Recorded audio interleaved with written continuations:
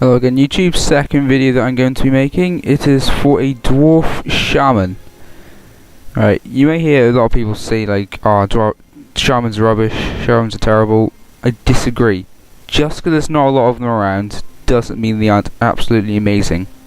This character is, I'm going to be doing a level 7 one to start off with, because this is one of my own. I'm not going to be doing this one just for YouTube. I'm keeping this guy. Alright, I've got a couple of quests here just to show you how.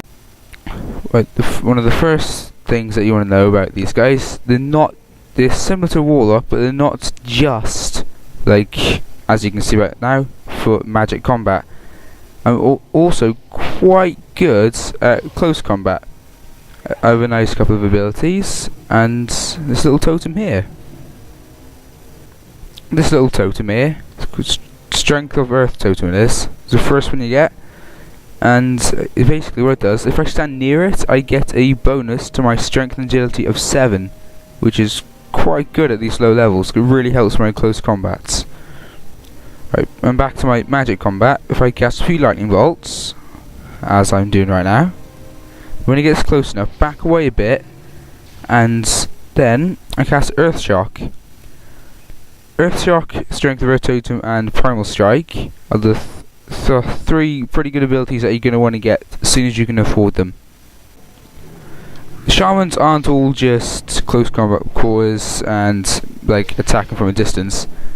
If you take the let's see here, restoration spec, you can heal people instead. But since I'm only doing these solo at the moment, these videos, I can't really show you much about the healing.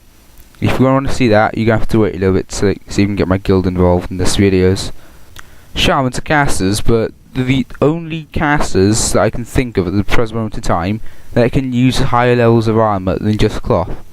At the moment I'm wearing cracked leather, which is probably the best leather I can get at this point in time. At later levels, I think level 40, I unlock mail armor, which again is a lot better. Earlier when I showed you that totem, I don't know if you realise this, but that totem does not just affect you.